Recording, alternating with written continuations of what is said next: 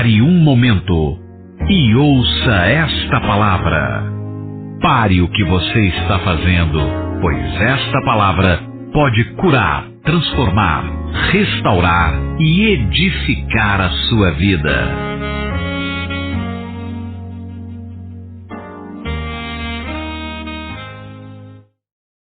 Amém. Bom dia, irmãos. A graça e a paz do Senhor esteja no seu coração. Amém?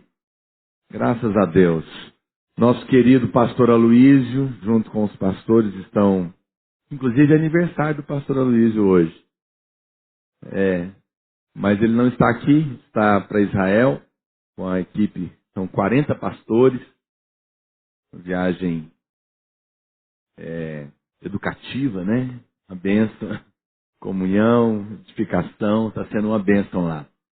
Mas domingo que vem, se Deus quiser, estarão todos aqui de volta, pela graça do Senhor. Mas lembra de orar por ele hoje, abençoar, louvar a Deus pelos 51 anos de vida do nosso querido pastor Aloísio, né? Eu gostaria de orar pelos pedidos de oração. Eu ia fazer isso na hora da ceia, mas vamos fazer pelos que não estão presentes, não é? Queria que você ficasse de pé só mais um minuto. Nós temos alguns pedidos de oração. E é muito importante a gente orar, irmãos. As pessoas estão sofrendo, não é? E precisam da intervenção divina, da graça de Deus. Quero colocar aqui a vida do seu Antônio Magno. Ele está com câncer maligno, agressivo. Também a vida da Rosemar dos Santos, está na UTI.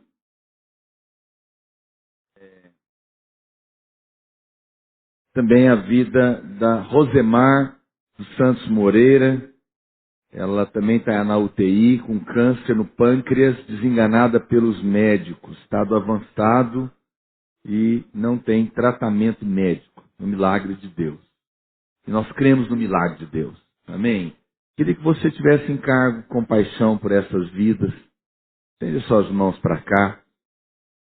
Senhor, nós oramos nesse dia de ceia como igreja, nesse domingo, reunidos, crendo no poder da oração da igreja. Tua palavra diz que tudo que nós ligarmos será ligado e o que nós desligarmos em concordância será desligado. E nessa hora, nós desligamos o espírito da morte, desligamos o espírito da enfermidade, desligamos o espírito da opressão, da loucura, da depressão, da confusão. Solte essas vidas que aqui estão representadas, no nome de Jesus. Liberamos a cura, o milagre, a libertação, a salvação da parte do Senhor. Diga comigo, como igreja, na autoridade do nome de Jesus, nós quebramos o poder da morte, da enfermidade e da opressão e ordenamos que essas vidas sejam livres e curadas em o nome de Jesus. Amém. Amém. Pode se assentar. Glória a Deus. Bom, a data do retiro dos universitários ficou errada, foi antecipada para os dias 10 e 11 agora. Essa semana agora vai acontecer sexta e sábado um retiro para você que é universitário e ou quer também se envolver no projeto. Você é professor também, universitário. É muito importante, Deus tem movido uma porta enorme nas escolas e nas universidades. Nós já estamos com 200 células nas escolas e universidades.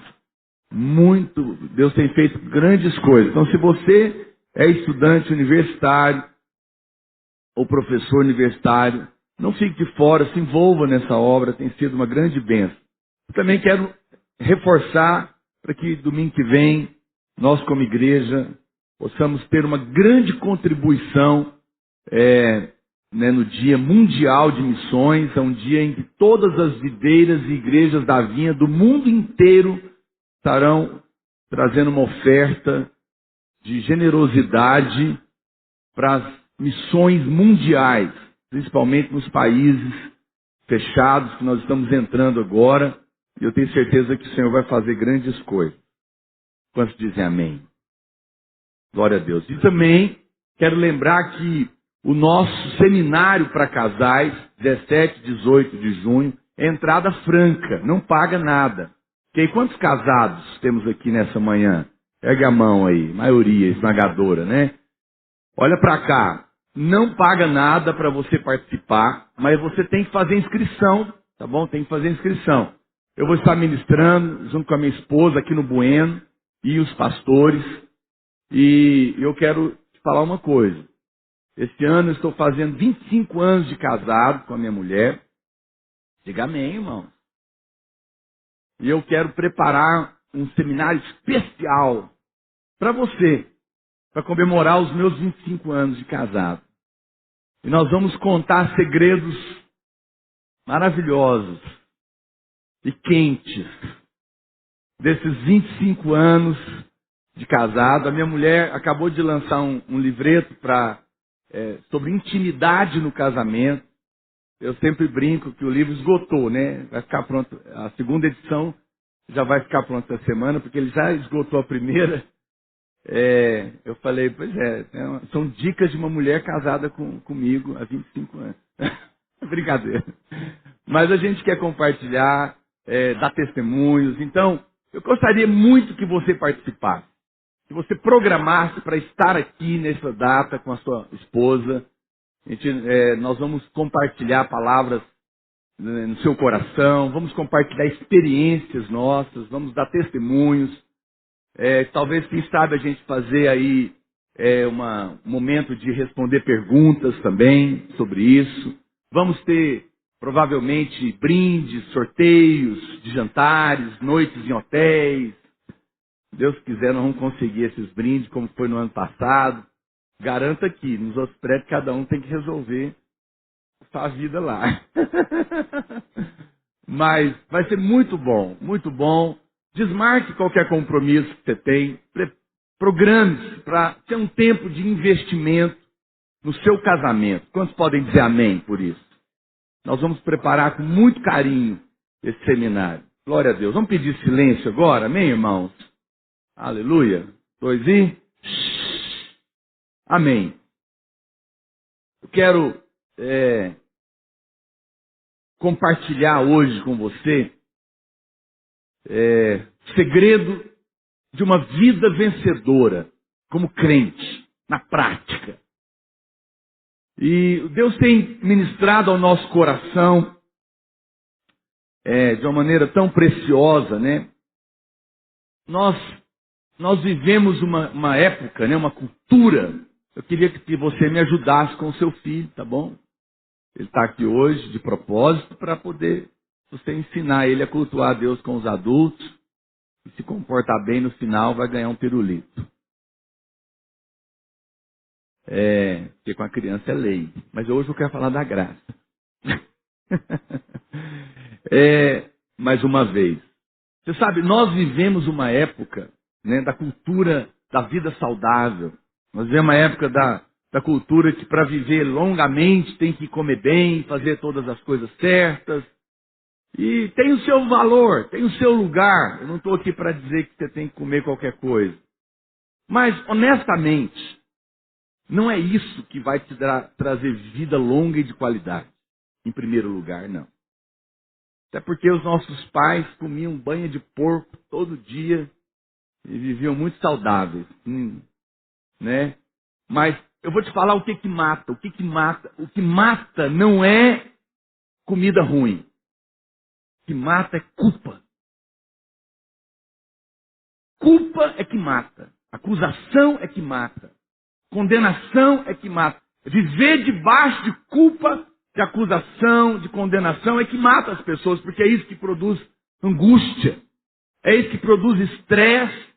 E é isso que produz todo tipo de doença psicossomática, úlceras. É isso que destrói a vida do ser humano. Nós vivemos a geração da depressão, do pânico, da insônia, do suicídio, como nunca antes. Você sabe por quê? Por causa da culpa. Por causa de uma vida debaixo de angústia, que destrói o homem. Por que a Bíblia fala? Olha o que a Bíblia diz. Em paz me deito e logo eu pego no sono. Porque o único jeito de pegar logo no sono é ter paz. Mas não tem jeito de ter paz com um cobrador na porta. Quem que pode ter paz com um cobrador na porta? Ninguém. Aí não consegue dormir. Mas a Bíblia nos ensina, e eu quero compartilhar 3 passagens da palavra de Deus hoje com você, apenas 3, nesse dia de ceia, nesse dia de vitória sobre a morte. Jesus matou a morte no dia que ele morreu e ressuscitou. No dia que ele morreu e ressuscitou, a Bíblia fala que ele venceu aquele que tem o poder da morte, a saber, Satanás. Um poder emprestado a ele, porque na verdade nada é dele. Um poder que entrou por causa da quebra da lei. Mas a Bíblia fala que naquele dia que Jesus morreu e ressuscitou, ele desempregou Satanás da vida daqueles que creem. Ele destruiu, ele deixou inútil a ação da morte na vida daquele que nasceu de novo e crê em Deus. E esse é um dia, sim, é um dia de ceia. É um dia de vida nova, de boas novas. É um dia de fé, é um dia de cura, é um dia de milagre, é um dia de restauração, é um dia de começar novamente. É um dia de você acreditar que tem jeito, sim, e que não haverá impossíveis para o nosso Deus. Alguém pode dizer amém? E eu quero compartilhar isso com você. E o primeiro versículo que eu quero ler, e o primeiro texto, é Apocalipse, capítulo 12, verso 10. Você pode colocar. Não está saindo aqui, né? Vamos ler a palavra de Deus. Então ouvi grande voz do céu, proclamando: agora veio a salvação, o poder, o reino do nosso Deus e a autoridade do seu Cristo. Pois foi expulso o acusador de nossos irmãos, o mesmo que os acusa de dia e de noite. De dia e de noite, de dia e de noite, de dia e de noite. Diante do nosso Deus.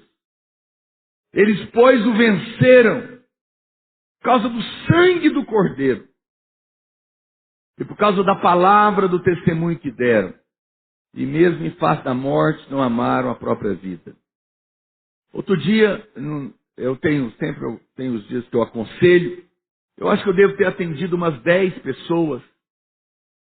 E eu falo para você, diante de Deus, que tirando 2 irmãos que estavam lá para conversar sobre se apresentarem para ser discipulador, eu acho que sem exceção nenhuma, as pessoas não perceberam, mas todos estavam relacionados com a culpa. Havia culpa, havia condenação, havia acusação na mente.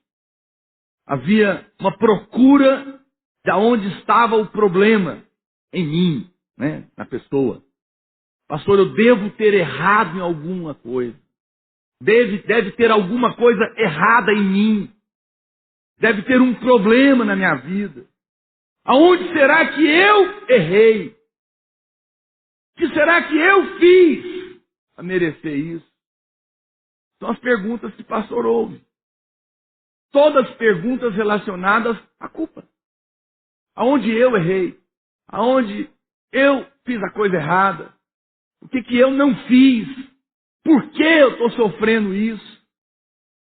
O tempo todo está relacionado a isso. A Bíblia diz, e isso é uma coisa séria, que o nosso inimigo nos acusa todos os dias, de dia e de noite. De dia e de noite. A hora que você acorda de manhã, está te acusando. A hora que você vai dormir, está te acusando. É o que a palavra de Deus está dizendo, você não deve ignorar.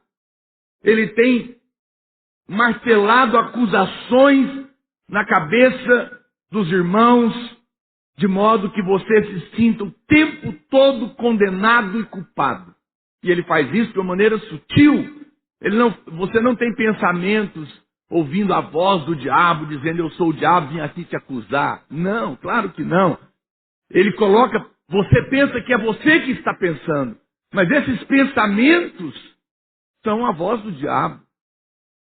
Eu aprendi há muitos anos atrás uma regrinha simples. E eu quero te ensinar. Todo pensamento que produziu angústia, medo, tristeza, incredulidade, abateu você, é pensamento do diabo. Pastor, mas e Deus não nos exorta? Deus não nos repreende? Sim, mas Deus, quando Ele faz isso, mesmo a exortação nos levanta.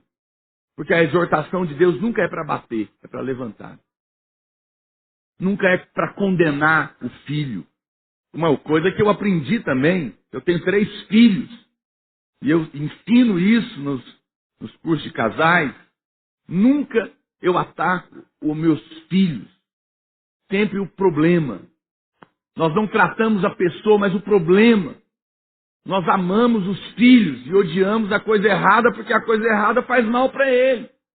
Então eu nunca disse para o meu filho, quando ele mentiu, você é um mentiroso. Não. Eu sempre dizia para ele, a mentira não é de Deus. A mentira é do diabo. O diabo é o pai da mentira, mas você é homem. Homem de Deus, você é filho de Deus. Não, a mentira não combina com você, meu filho. Porque você é um homem criado para ter caráter. Mas a mentira não presta. Percebe? Separar. É assim que Deus trata conosco. Deus é nobre. Deus não abate ninguém. Mas os pensamentos que produzem. Às vezes, Satanás te acusa, irmãos, não só com pensamentos. Ele também acusa com sensações. Vou te ensinar uma coisa aqui hoje. Ele acusa com sensações. Quantos de vocês já acordaram de manhã sem saber o motivo, sentindo angústia? Alguém já sentiu isso? Não sei, pastor, não sei por que sentir angústia. É acusação. Pode repreender que vai passar. É acusação. O diabo traz acusação em forma de angústia. Você não sabe por que está angustiado. Tem pessoas que estão vivendo em momentos de alegria e de repente bate o medo. Está bom demais, isso é verdade, daqui a pouco vai acontecer alguma coisa ruim. Não consegue viver muito tempo bem, porque acha que em algum momento alguma coisa ruim vai acontecer. Porque você está debaixo desse ataque do inimigo. Ele é o acusador dos nossos irmãos. Com certeza, muitos de vocês, muitos dos irmãos, têm pensamentos do tipo, como que você ainda consegue chamar a si mesmo de crente, de cristão? Ou, você é um hipócrita, olha a sua vida, para de orar, Deus nunca vai ouvir a sua oração. Ou, olha para a sua vida, você ainda ousa liderar na igreja, agora está aí dando uma de santinho no culto. Pensamento. Quem você pensa que é para Deus ouvir a sua oração? E o medo que alguns irmãos têm então de encontrar um endemoniado, meu Deus. Não tem fé para isso. Claro que você não tem fé. Quem está debaixo de dívida não tem fé. Não tem fé para nada. Porque o tempo todo o diabo quer que você olhe para ele, para você, para os seus erros, para as suas falhas, para as suas culpas. E esses pensamentos constantemente vão entrando na sua cabeça. Mas eu estou aqui nessa manhã, meu irmão, para te dizer que isso tudo é uma mentira do diabo. Diga amém. É mentira. Ele está usando a lei para te acusar e te fazer consciente da sua inferioridade. Mas a verdade é que você está em Cristo. E por causa do seu sangue, a Bíblia diz que não há mais nenhuma condenação para você. Eu posso dar um testemunho para você? Eu queria que você olhasse para cá. Eu vou te confessar algo. Eu preciso fazer isso para o seu bem.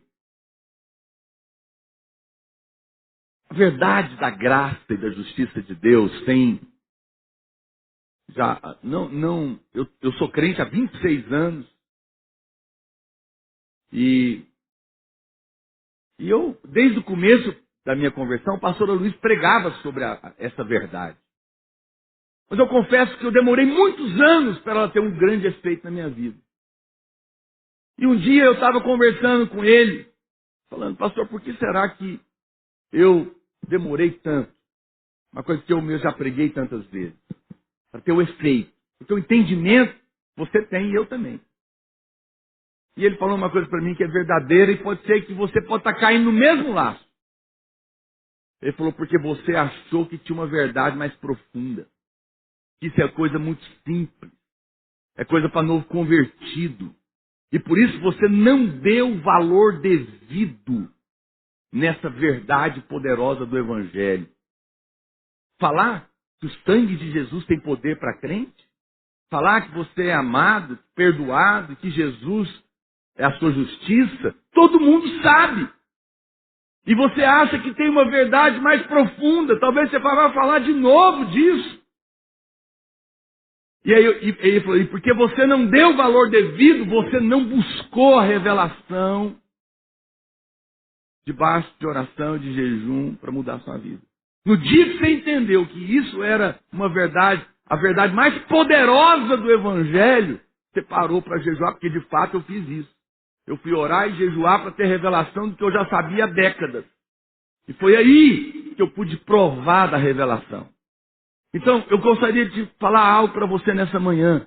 Não tenha essa verdade que eu estou pregando para você nessa manhã como algo simples. Não tenha isso como algo de novo convertido. Não tenha isso como algo que você já sabe. Abra o seu coração e entenda que essa é a maior verdade que nós precisamos de ter por revelação. Revelação que vai afetar a sua vida definitivamente. Quantas pessoas estão vivendo debaixo dessa condenação? Então preste atenção. A Bíblia diz que eles o venceram por causa do sangue do Cordeiro. Mas é que isso não é uma questão de repetir um mantra. Os crentes gostam dessa frase, né? Então qualquer coisa que acontece com ele, um acidente, vai acontecer, ou um perigo, o que ele grita? Sangue de Jesus tem poder. Como se fosse uma frase mágica. Não, sangue de Jesus não tem poder porque é uma frase de efeito. Porque é uma cruz que você mostra para o diabo. Não. Ele tem efeito no momento que isso é uma revelação na sua vida. Por que o sangue de Jesus tem poder? Porque eu não tenho mais dívida com Satanás nem com Deus. Então ele não tem direito legal de tocar na minha vida porque eu não devo nada para ele. Diga amém, irmão. Se isso é uma verdade para mim, eu tenho paz.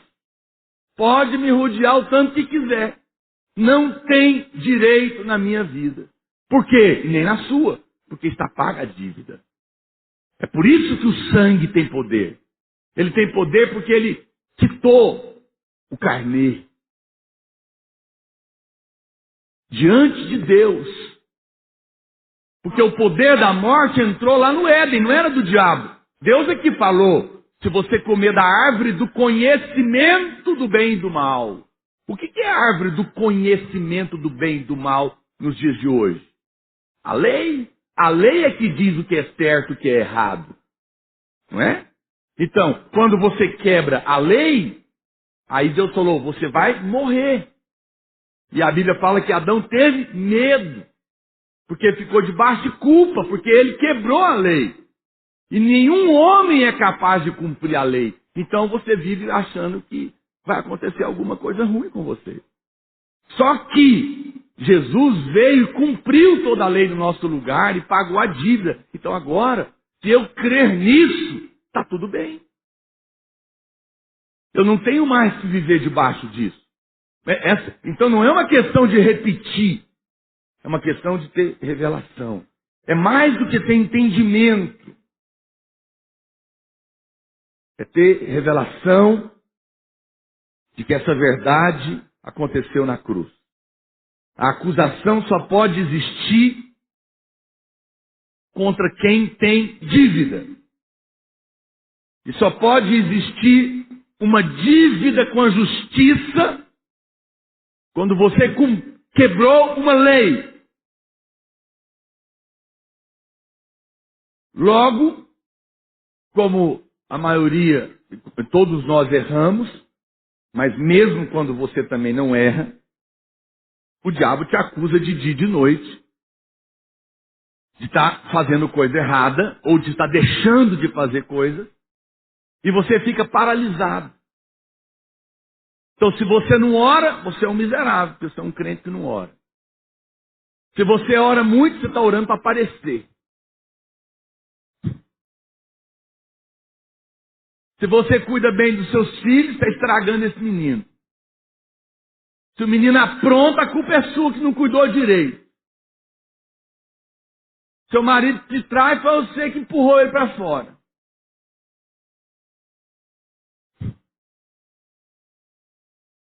Pastor, mas isso não é verdade? Pode ser.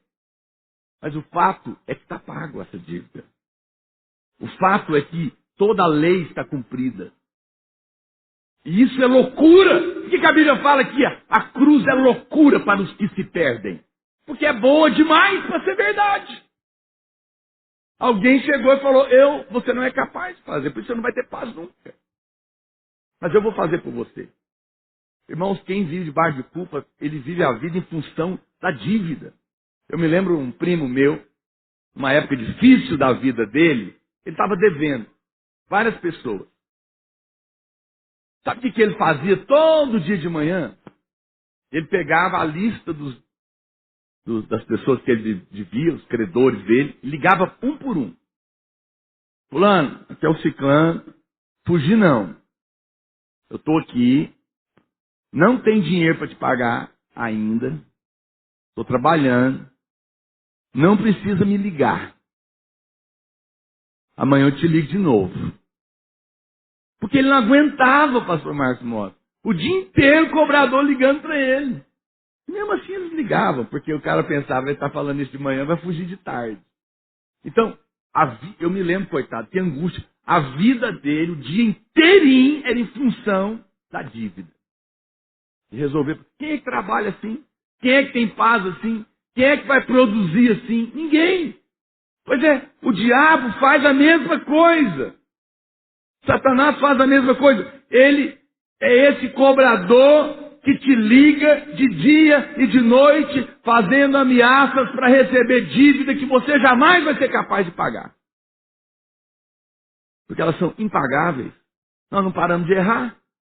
Nós temos falhas, nós temos defeitos.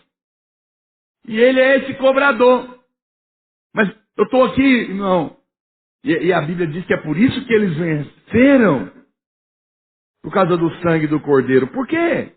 Porque o sangue de Jesus é o pagamento definitivo de todas as nossas dívidas passadas, presentes e futuras.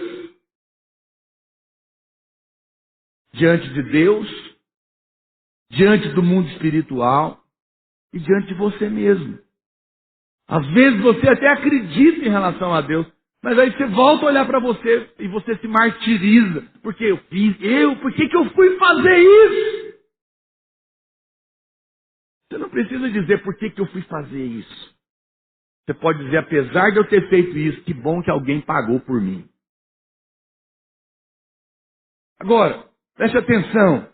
Para a gente resolver isso, nós temos que trabalhar o inverso. Porque uma vez que não há mais dívida, o cobrador não pode cobrar mais. Ele perde a força. Uma vez que a conta está paga, cessa-se a cobrança. Ou pelo menos o direito dela. Porque o problema do diabo é que ele insiste em cobrar o que já está pago. Quando alguém vem cobrar de você o que está pago, o que você faz? O que você tem que fazer quando alguém vem cobrar o que você já pagou? Faz assim, ó. Mostra o comprovante. Pega essa Bíblia aí. Mostra, está pago. Já está pago. De dia e de noite já está pago. Bateu na sua porta? Mostra o comprovante. Está pago. Não há mais culpa. Não há mais acusação. Não há mais condenação. Essa é a maior verdade do Evangelho, meu irmão. Nós não temos que temer. É horrível quando você deve, o telefone toca e gela por dentro, né? Você nunca espera boas notícias. A pastora Luiz conta que um dia chegou uma carta da Receita Federal para ele. Ah, que angústia que deu nele, ele falou. Ai, meu Deus do céu. Deus está devendo. Ele abriu, era a Receita contando a restituição que tinha. Mas a gente já espera a cobrança. Chegou uma carta da escola para ele, ele fala quando as meninas eram pequenas. Uma carta da diretora. Ai, o que essa menina aprontou? Era elogio. Mas já viu a dificuldade que você tem de esperar coisa boa? Porque tem dívida, né? Não é isso que o povo diz? Que o povo fala? Quem não deve, não tem. Mas quem é que não deve? Só não deve quem acreditou que está debaixo do pagamento absoluto da parte de Deus. Eu amo esse versículo. A Bíblia diz o quê? O justo não teme as más notícias. Por quê? Por que o justo não teme as más notícias? Porque não deve nada. Está pago. A Bíblia fala que eu fui feito justo nele. Ele é a perfeição. Ele é o cumprimento da lei. Ele é o pagamento da dívida. E eu estou colocado dentro dele. Eu morri com ele e ressuscitei com ele. Logo para mim também não há mais dívida. Não há mais culpa, não há mais condenação. Eu posso crer nisso. E isso desmonta a cadeia da culpa. Desmonta a cadeia da acusação. Pastor, mas eu erro. Eu sei que você erra. Eu sei que você vai continuar errando. Mas a provisão foi completa por toda a vida. Eu não estou dizendo que você não vai pagar suas contas para o homem. Você deve. Você vai trabalhar, Deus vai te dar graça, você vai pagar suas dívidas. Mas diante de Deus e do mundo espiritual, você não tem que viver debaixo disso. Alguém me procurou e disse, pastor, eu sou um fracasso. Eu penso em me matar. Quem falou isso para ele? O diabo. O diabo quer o tempo todo que você prova para você mesmo e para os outros que você é um alguém importante. Irmão, essa pessoa não existe. O único que passou por aqui, maravilhoso, é Jesus. Todo mais é graça de Deus. Não se encante com homem algum. Não fique achando que tem essa pessoa maravilhosa. Não tem. Não tem. O pastor Luiz foi entrevistado aqui por um pessoal de fora, internacional, vieram aqui. Ele conta isso. Perguntaram para ele qual que é o segredo da videira, desse fenômeno no mundo. E ele falou, meu filho, isso aqui é igual a história de Sara e Agar. Agar, se você perguntar para ela, vai contar para você como é que foi a história que nasceu Samuel, o Ismael. Está nessa confusão aí até hoje, estourando bomba. Mas vai perguntar para Sara. Estéril já era. Sempre foi, desde mocinha. Agora com 99 anos piorou muito. O menino nasceu de um velho de 100. Aí chega ela para fazer o consagração de crianças. É seu neto? Não é meu filho. Como que foi? Como que foi? Isaac só pode rir. Não tem explicação. É milagre. Essa igreja aqui é isso aqui, é Isaac. Quem é que sabe? Ah, não, é porque vocês faz cursão, CTL, tem muita gente que faz. Ah, vocês são organizados, tem gente que dá show em organização nem nós. Ah, vocês têm dinheiro, tem gente muito mais rica que nós. Pode falar o que você quiser, tem gente melhor que nós. Não é isso. Para com isso. É milagre. É graça de Deus. Então não existe essa pessoa. Para de querer provar que você é. Eu tenho que ser alguém. Ele é tudo em todos. Ele já provou. Eu não tenho que provar mais nada. Meu Pai já é suficiente para mim. Ele é o vencedor. Ora, se não sou mais eu quem vive, mas Cristo vive em mim, e Ele é o vencedor, e domina e governa sobre tudo e sobre todos, como que eu sou um fracasso? Você só é um fracasso à medida que você olha para você. À medida que você olha para Cristo, você avança. Mas o diabo quer te prender olhando para você. Ele é esse cobrador, mas não tem mais dívida. Hebreus capítulo 9, verso 11.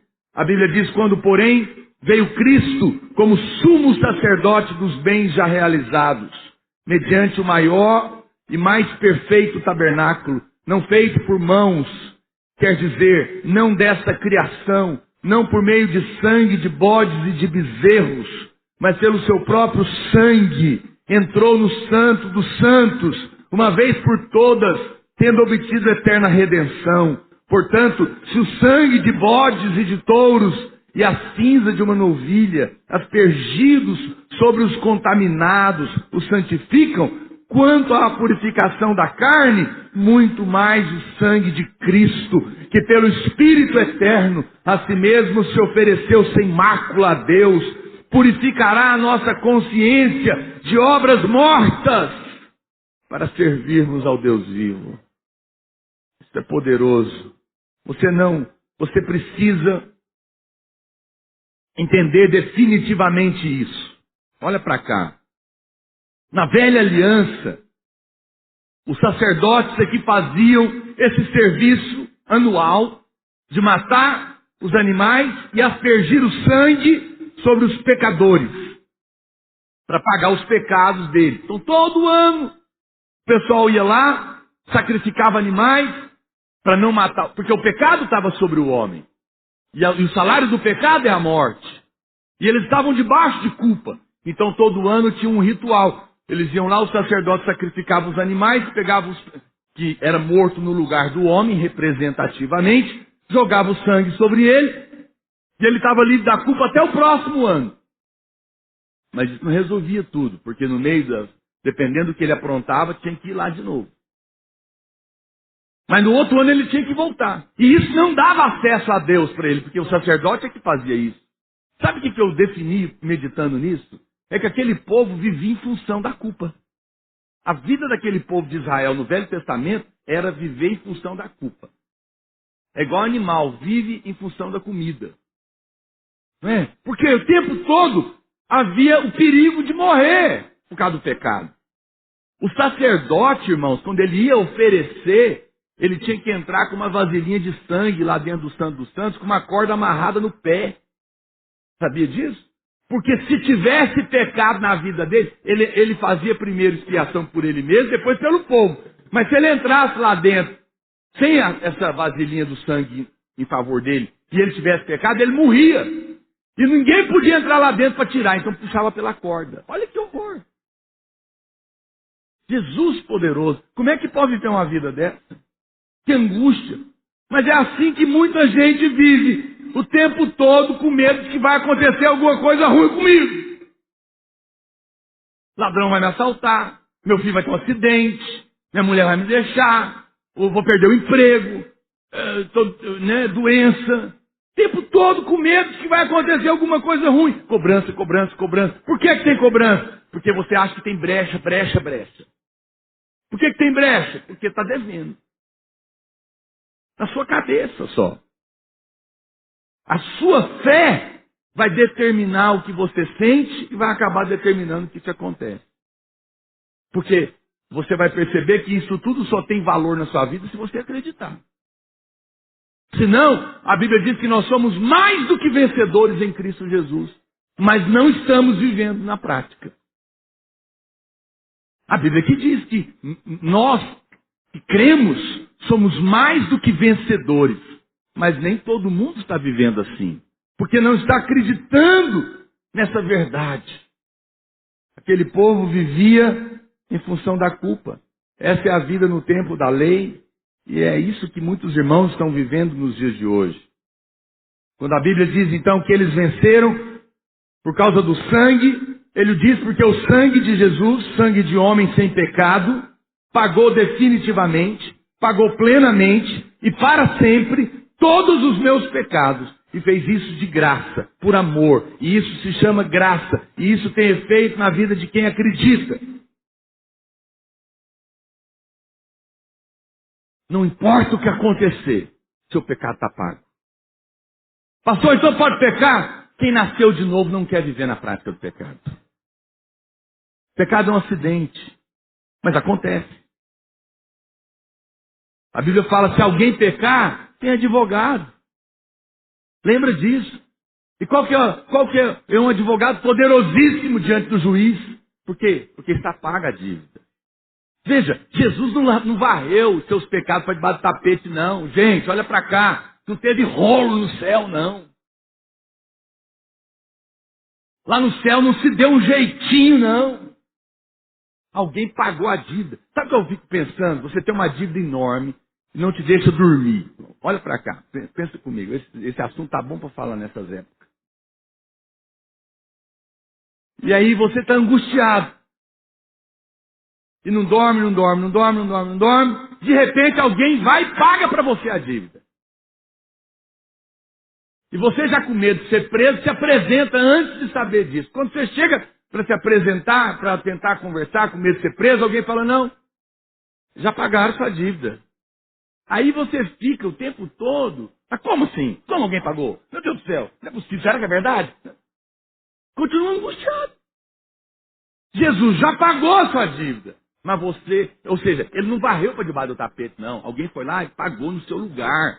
Isso é amor, isso é evangelho, isso é graça, isso é pai. É o pai que disse, merece morrer, tem que matar, pecou, mas eu amo esse menino, mais do que o pecado dele é sobre ele. Então eu vou morrer no lugar dele, para sempre, do que ele não vai cometer lá na frente, já está pago também. Eu vou deixar pago o que foi para trás e vou deixar dinheiro suficiente para pagar tudo que acontecer para frente.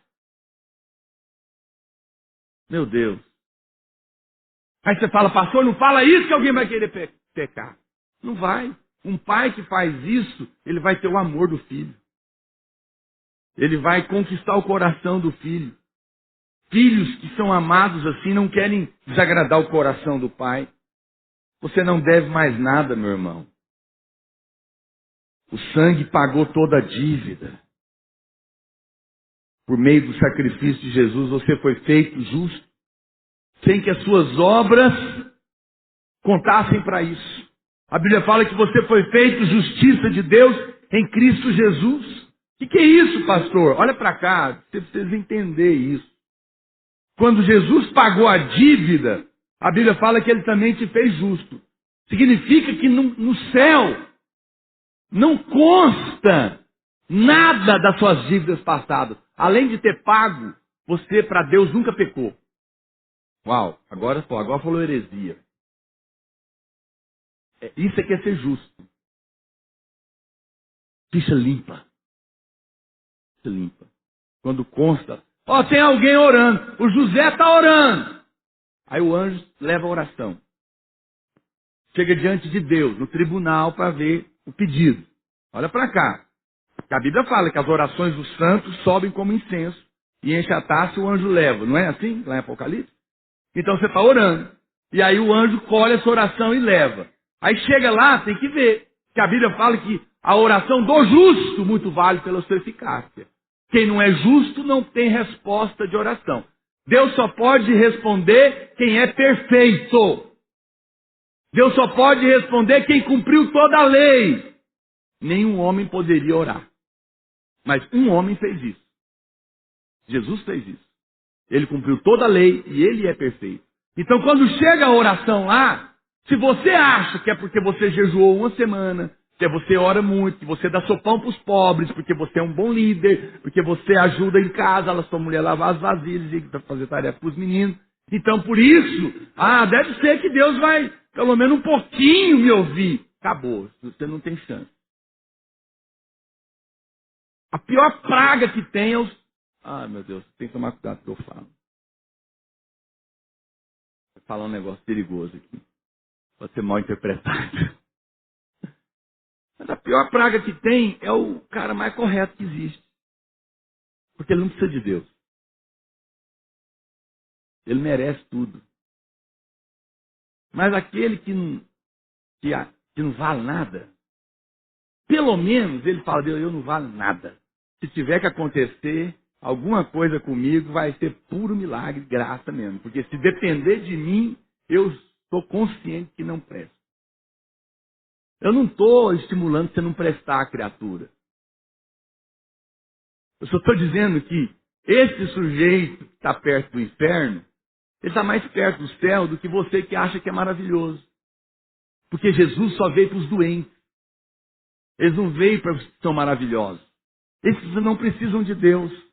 É esse sujeito que vê o milagre acontecer, porque ele reconhece que foi Deus. Então, presta atenção. Então a oração chegou no céu. Imagina a cena. Peraí, quem está orando? Esse pedido aí é de gente perfeita? É de gente que cumpriu toda a lei? Não, ele diz que ajuda a mulher em casa, não rouba, não mente, trabalhador, eu sou honesta, não voto incorrupto, dá dízimo, oferta, ok, que mais? A Bíblia fala que qualquer coisa que você faça para ser reto, comparado com Deus e diante de Deus, é um trapo de imundície. Essa palavra trapo de imundície na Bíblia é um dos paninhos antes do molde. Usado. Absorvente. Não pode falar, amor. Desculpa.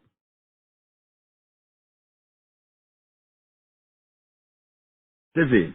Então não serve.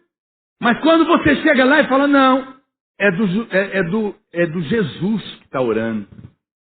Porque a Bíblia fala que Jesus cumpriu toda a lei e me vestiu dele.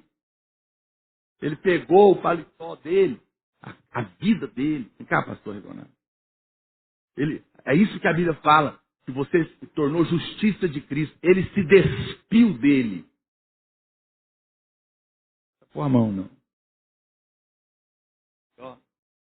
Agora, quando esse homem ora, não é ele que está orando, é Cristo. Quando a oração dele chega, meu filho perfeito que orou, pode responder na hora com raio, fogo do céu. Porque é assim. Obrigado, pastor Leonardo. É assim que Deus ouve a oração de quem acredita nessa justiça.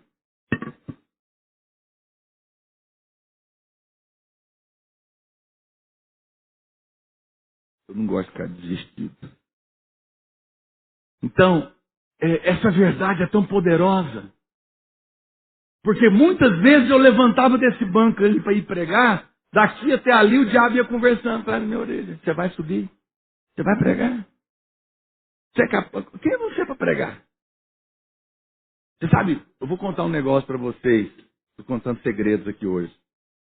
Muitas vezes no passado, o diabo me esmagava, ele dizia, você acha que é capaz de ser o vice do pastor Aloísio? O vice do Pelé? Quando ele não tiver, você vai ter que pregar. Quem é você? Eu falava, é mesmo. Olha o fulano, muito melhor que eu. Olha o ciclano. Deus. Ficava com essa ladainha. Como se dando uma de humilde para agradar a Deus. Quem sou eu? Quem sou eu? Meu Deus, quem sou eu e quem é o pastor Aloísio? Nada. Nós não somos nada. Até o dia que eu entendi que não é ele nem sou eu. É Cristo em mim.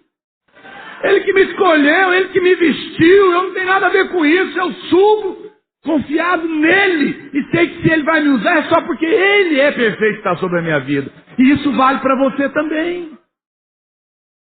Você acha que a oração de Jesus é ouvida ou não? Quando você orar confiado no que eu estou te pregando aqui hoje, É Ele que vai estar orando.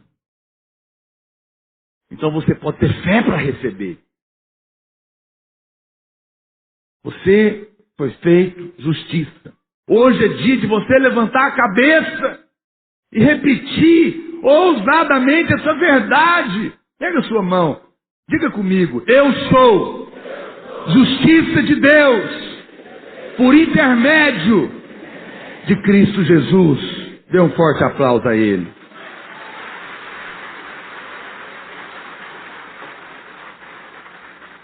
Irmãos, a melhor coisa do mundo é que está um carnê.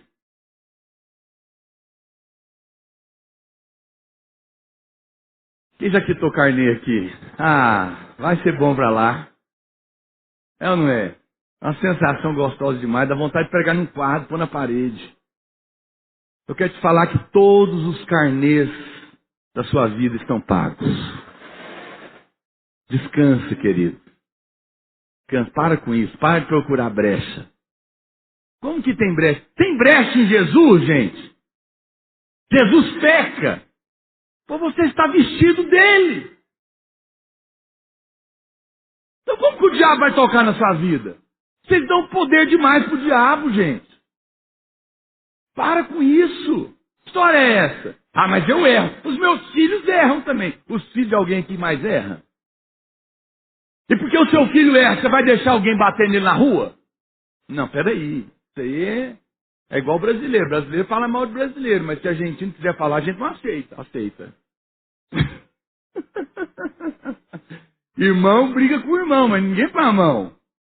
Os filhos erram, mas os pais não deixam ninguém fazer nada. Muito mais Deus vai deixar o diabo tocar na sua vida. Pastor, por que toca? Porque você não crê. Se você não aceita o pagamento e arruma brecha na sua cabeça, aí cai a fé. Aí perde o efeito do que Jesus fez na cruz. Segundo motivo para você ser vencedor. Qual que é o primeiro, então? Nós vencemos por causa do sangue do Cordeiro. Diga, eu venci.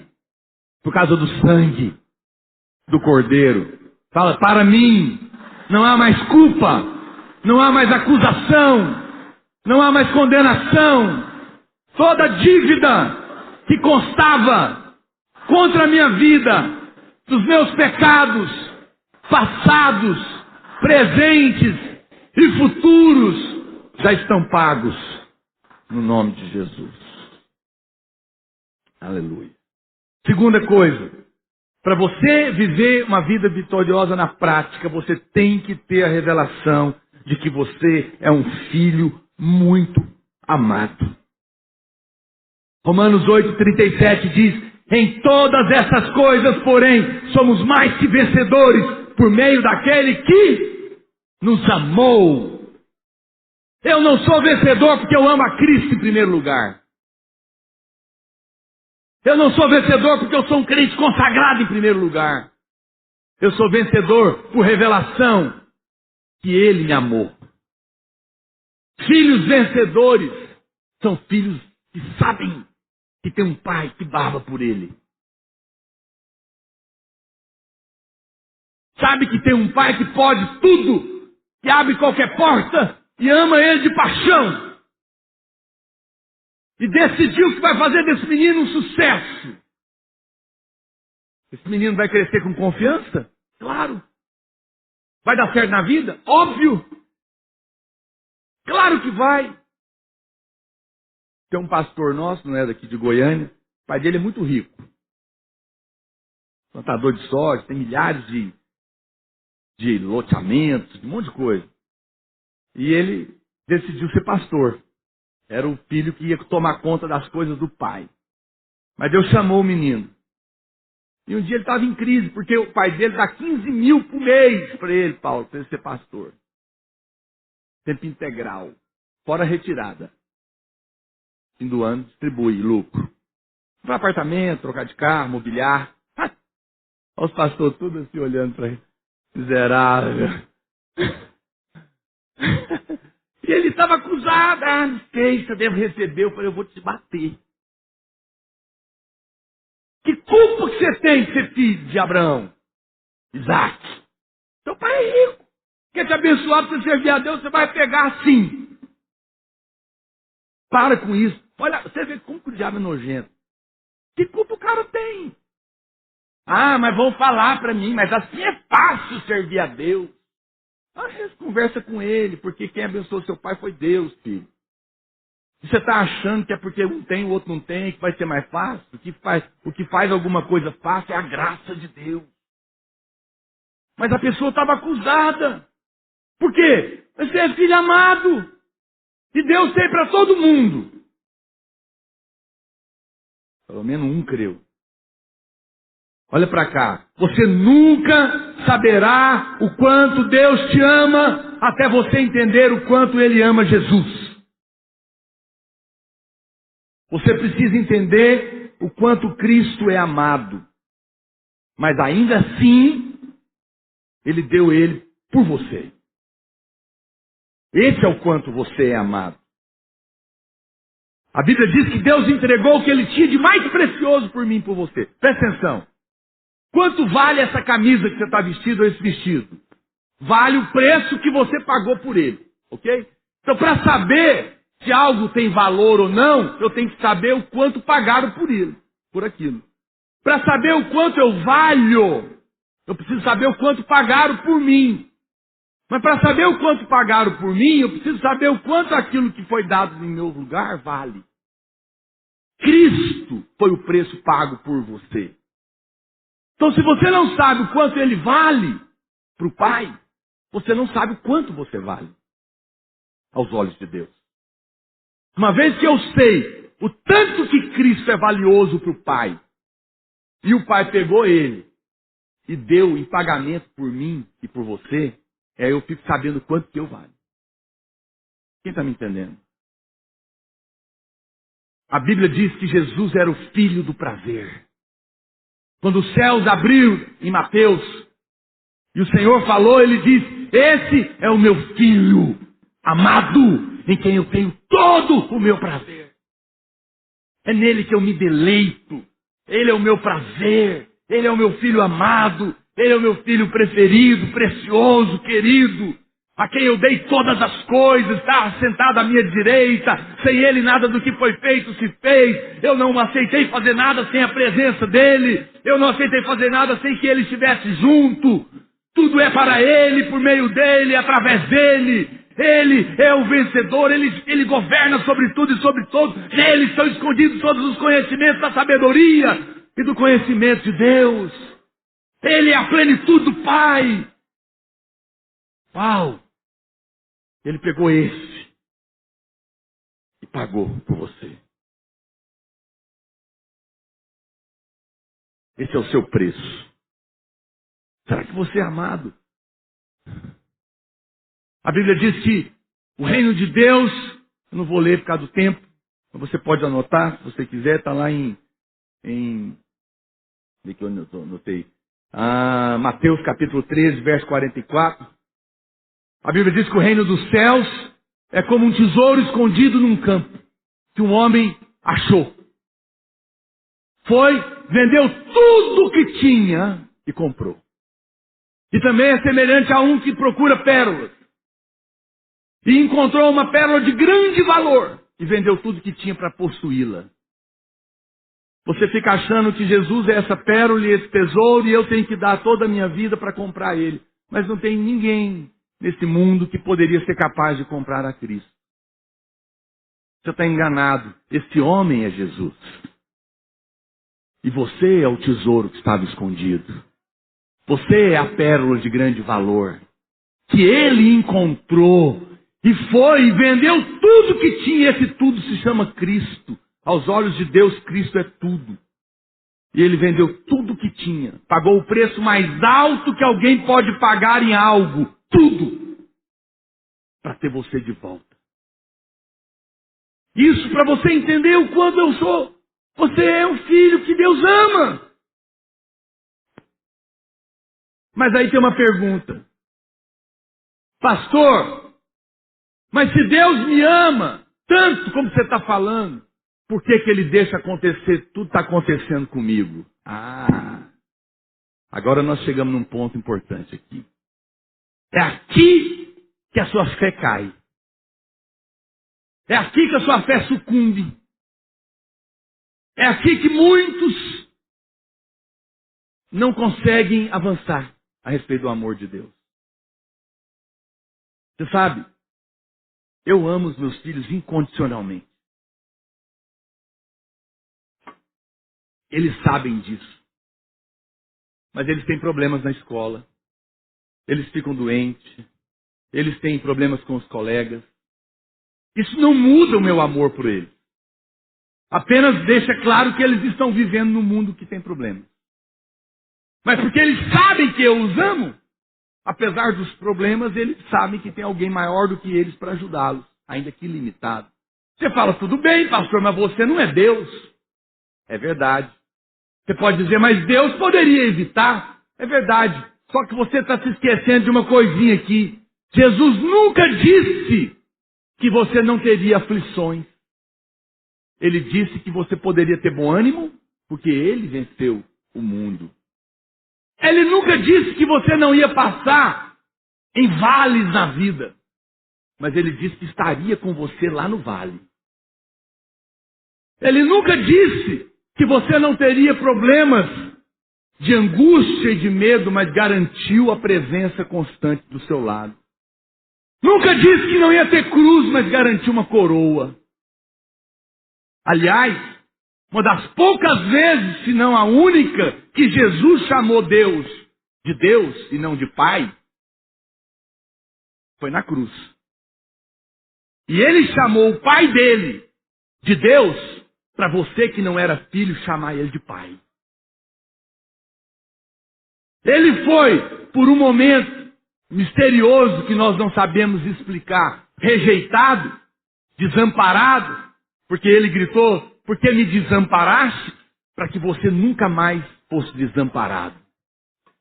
Ele experimentou as trevas às 3 horas da tarde, para você viver na luz. Ele foi deixado por um momento, para que o Deus e Pai pudesse te dizer, nunca te deixarei. Ele foi abandonado por um momento, para que o Pai pudesse dizer hoje para você, jamais te abandonarei, mas estarei com você todos os dias da sua vida. Por amor, por amor. Deus não tem mais nada para provar para nós. Ele nos ama. O problema é que você acha que o fato de Deus te amar, você agora virou anjo dentro de uma bolha, com corpo glorificado, num mundo que não tem mais demônio. Não, isso não aconteceu ainda. Deus nos ama profundamente. Os problemas que nós temos são apenas a prova de que ainda vivemos num mundo caído, cheio de demônios. E de gente imperfeita, e que nós não somos anjos dentro de uma bolha. Mas isso não muda a verdade que Deus nos ama. Vai chegar um dia que nós vamos ter os nossos olhos toda lágrima enxugada. Não vai haver mais morte, não vai haver mais enfermidade, não vai haver mais demônio, não vai haver mais corrupção, não vai haver mais nada disso. E nós viveremos eternamente com o nosso Deus. Será maravilhoso. Mas enquanto estamos nessa terra que foi dada ao homem, que o homem deu ao diabo, legalmente, por isso Deus não pode intervir como você gostaria, fazendo de você um anjo. Então, olha para cá, quem não acredita que é filho amado, no meio do problema, ele fala, estou sofrendo porque eu não sou amado. E sofre mais ainda. Mas quem entendeu que é amado e que os problemas da vida são só consequência de um mundo caído, ele fala, no meio do problema, ele diz, eu estou sofrendo, não vou procurar o motivo porque eu não tenho culpa de mais nada, porque meu pai já pagou toda a dívida. Não vou procurar o erro, porque se teve erro, já está tudo certo. Não vou procurar brecha, porque o perfeito que é justo me vestiu, então eu não tenho brecha. Eu só sei de uma coisa, o diabo pode se andar, os problemas podem aparecer, esse mundo é caído, não tem nada a ver comigo. Eu sou um filho amado, e porque o meu pai me ama, ele vai me tirar daqui. Olha a diferença. Quem não acredita que é amado, no meio da tribulação fala, estou ruim, passando por isso que Deus não me ama. Vai ficar pior. Quem acredita que é amado, ele fala, Pode estar ruim, mas eu sou amado. Meu Pai vai cuidar de mim. Pode aplaudir Jesus? Ah, irmãos, que é isso? Que coisa maravilhosa! Você é amado! Você é filho amado! 1 João 4,19 diz: nós o amamos porque Ele nos amou primeiro. Nós somos a pérola de grande valor. Nós somos o tesouro escondido no campo. Gálatas 5,6 diz: porque em Cristo Jesus nem a circuncisão, nem a incircuncisão tem valor algum, mas a fé que atua pelo amor.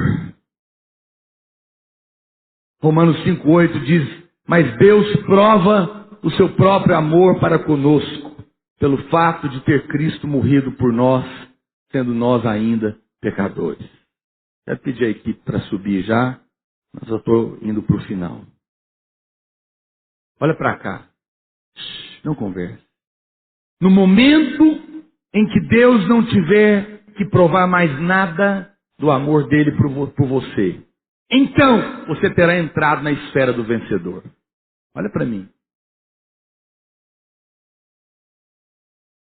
No momento em que Deus não tiver que provar mais nada do amor dele por você, você terá entrado na esfera do vencedor.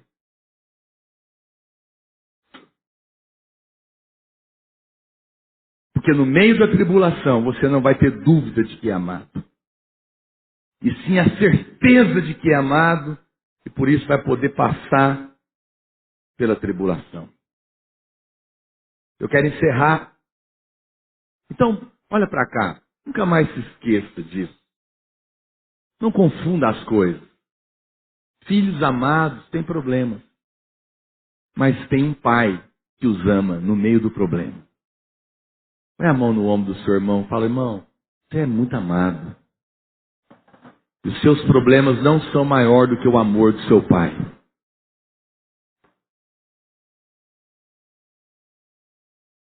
Mas, por último, amém. 1 João capítulo 5, verso 4, a Bíblia diz: porque todo o que é nascido de Deus vence o mundo.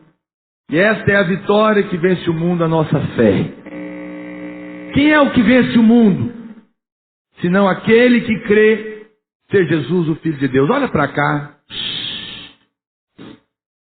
Não tem como. As duas primeiras condições para você ser vencedor: o sangue de Jesus e o amor de Deus por você. Se a terceira não acontecer, a fé. Sem fé, você não vai acreditar. O sangue de Jesus não vai ter efeito na sua vida. Sem fé, você não vai acreditar que você é amado. Porque o diabo quer te convencer pelas circunstâncias de que você não é. Bem baixinho, bem baixinho. Olha para cá. Um dia, meu filho menor estava aqui no prédio da igreja, brincando. E um irmão chegou para ele e brincou com ele. Falou: ó, seu pai foi embora. Ele falou pro irmão: não, meu pai nunca me deixa. Ele não ficou ansioso, ele não chorou, ele nada. Ele estava convicto. Eu posso até esquecer, mas Deus não. Ele nunca vai te esquecer. Ele nunca vai desistir de você. Nunca. Lembra disso. Você sabe, irmãos, olha para cá. As pessoas fazem pacto com o diabo para receberem muitas coisas. E o diabo dá. Mas tem uma coisa que o diabo não sabe fazer. Ele não sabe amar. Porque só Deus é amor. E o amor encobre multidões de pecados. O amor transforma o coração. Mas você precisa acreditar. Você precisa ter fé. Você precisa acreditar no que a Bíblia diz. É preciso ter fé. A maior expressão de fé é justamente não depender de evidências naturais. É preciso ter uma grande fé para declarar que é justo, mesmo tendo acabado de pecar. Porque não muda a verdade. É preciso ter uma grande fé para crer exclusivamente na graça. Para continuar crendo que vai receber, mesmo sabendo que não merece a bênção. A Bíblia conta a história de um centurião romano, vou encerrar com isso, e uma mulher cananeia. Os dois eram ímpios.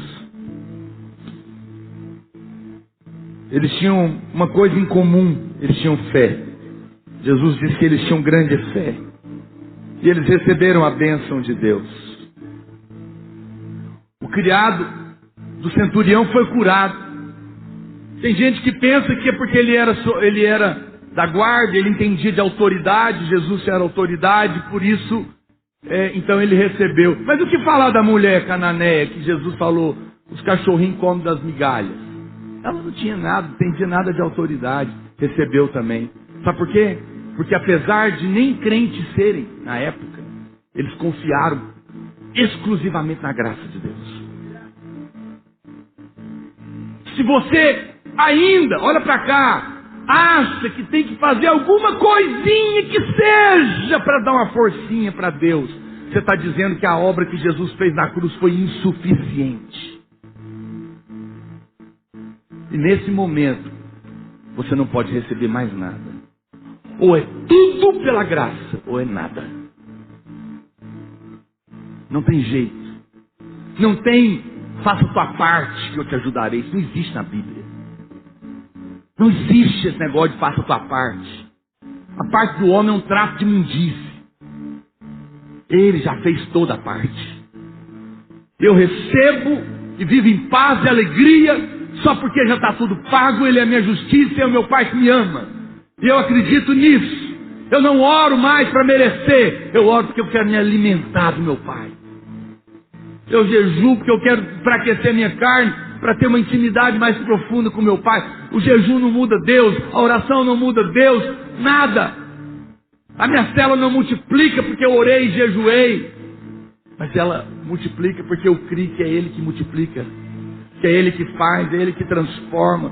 E eu oro só para falar com Ele, para sentir o toque dEle, para estar com Ele, para desfrutar dEle. O restante tudo vem dEle. Eu vou trabalhar sabendo que por melhor que eu faça, se Ele não derramar e abrir as janelas dos céus, derramar sobre a minha vida, nada eu posso ter, porque tem gente que trabalha muito mais do que eu e não ganha nada. Tudo é a graça de Deus. É uma escolha que nós fazemos.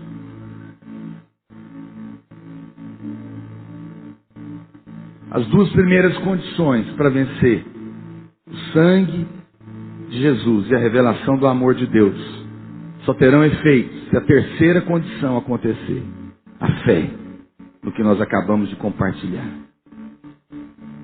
Se você não acreditar, não vai ter efeito na sua vida.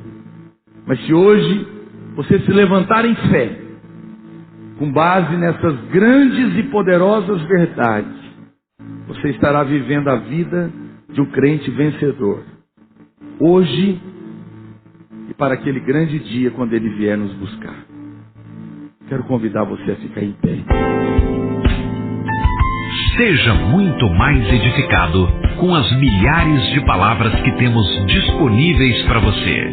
Entre em contato conosco e peça a sua. Entregamos também em sua casa ou trabalho. 3941-8852 e 9621-4531 ou no nosso e-mail ministériodapalavravideira@gmail.com.